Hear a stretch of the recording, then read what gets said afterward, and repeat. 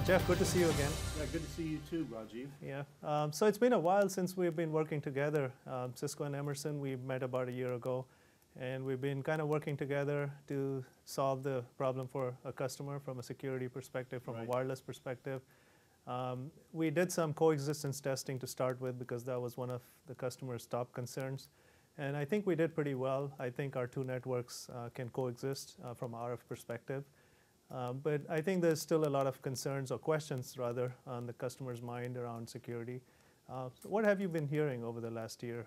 Well, you know, besides the coexistence, the things that I've been hearing a lot about is concerns just, are we opening up a backdoor to their system at the low level of their normal Purdue model stack?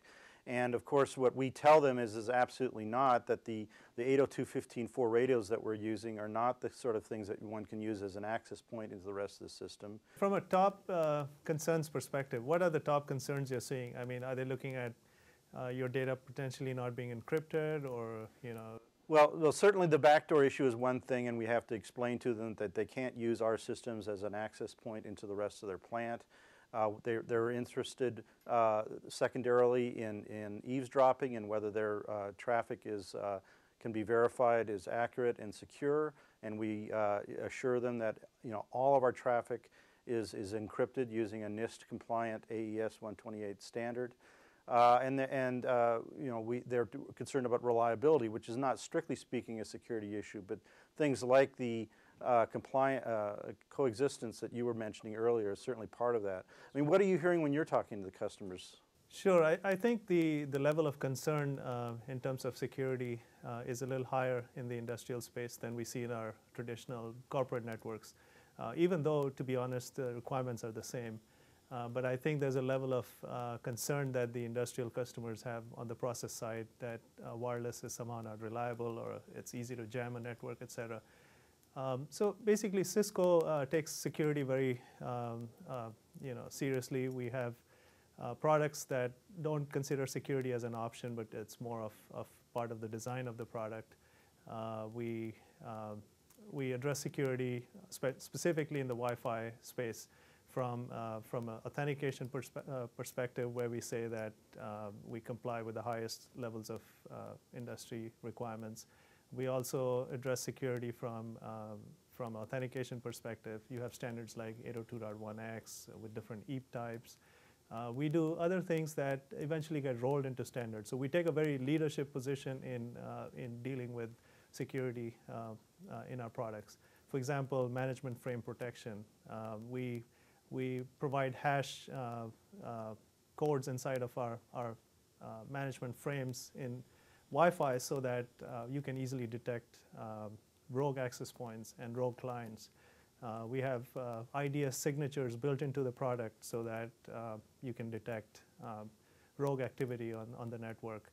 We have a lot of other safeguards that prevent information being in the clear, so it's not available for hackers and for rogue devices to access. You know, we are always looking at ways to improve our security, from things like spectrum analysis. We're introducing features where we have probes in our or radios, receivers in our devices or access points that listen for other sources of interference, whether it's a microwave oven or another source of interference in the 2.4 gigahertz or other channels that we play in. We do have 70% of the market share in wireless, so that shows that we are kind of leaders in that space. So, I mean, from a security perspective, it's a lot about educating the customer with features that we have, rather than actually needing to build new features to support the industrial space. Well, certainly in the WirelessHART space, what we've added with the new HART 7 protocol is we've added now the concept of individual join keys per device, so that really strengthens our validation and verification and authentication of the devices that are as they're trying to join the network. We've added the concept of session keys, which is an end-to-end key all the way through a multi-hop network from the gateway to the sensor and back, and that really enhances our overall security posture. You know, we've added whitelisting to the optional whitelisting to the gateway. which means that we have a validated list of devices that we're expecting to see, and if a rogue device tries to join, we can recognize that it's not something that we're expecting in our plant environment, and we can reject it. And of course, all those sort of failures generate alarms and alerts. So you know, there's a lot of nice things that are coming out as the standard is maturing, and we're getting feedback from our customers based on their concerns. Cisco, as a company, in our philosophy, we always support standards. I mean, we're really truly standards based in all of our product line. We work actively in the standards organizations, both at the IEEE at the IETF levels. So, you know, if there's a standard out there, in networking we have a product for that. Yeah, I think no one really believes that security by obscurity is the way to go. The more open your standards and the more they've been vetted and reviewed by people to look for holes, the stronger they get. And that's certainly what we're seeing in the HART standard, where many different companies contributed to it, and the end result is far superior. And it gets into that whole defense in depth, multiplicity of different ways of securing the network so that you don't depend on just one approach to defend your network. Right, and that's very much the approach that we follow. We have a multi-layer threat defense model, where we have products that protect your perimeter of your network as well as your host, like providing host-based IDS systems, network-based IDS and IPS, and other devices that actually correlate information collected from all of these devices. So if there's an attack in progress, you can detect it, and the device can actually provide you remediation options for that as well. The other thing is, from a solution perspective, I think your products and ours can work well together, as we've seen with the coexistence testing, but also from interconnection point of view, we have defined architectures that will work together well without compromising on your security. We take your data as is, we transport it without opening up the packets or the envelopes, and we pass it on to the systems that you have it being sent to.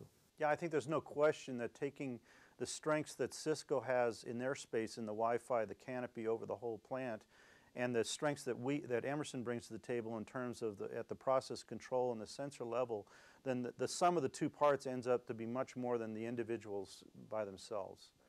And we see that resounding very well with customers. I think customers are pretty excited that two large companies, each specializing in their own space, have come together to solve a problem for them.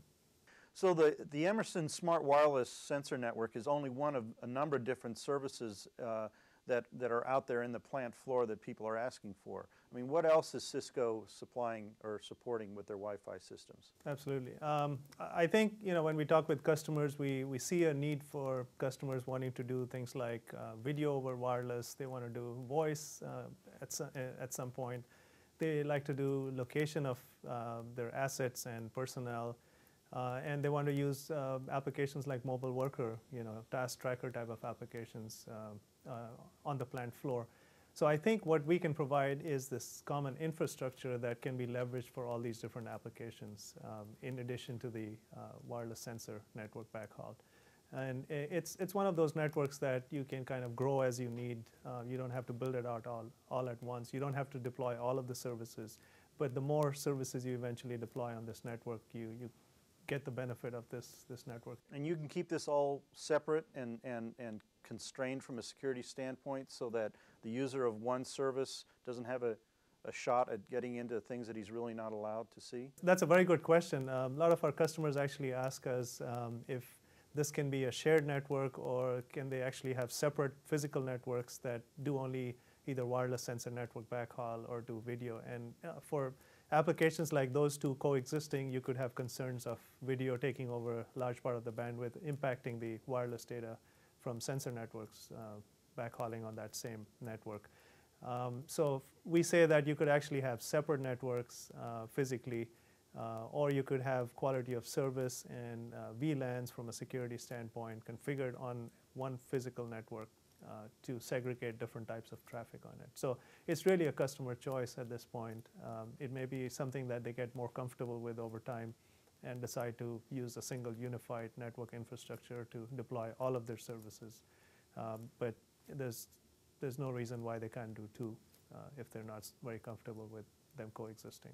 That's the nice thing about having an extremely rich environment of solutions so that you can actually tune what the customer gets to their actual needs and not just try to cram everybody into one box. Right, absolutely. And a lot of customers we've seen have different requirements as their first application. Some just want wireless sensor network backhaul.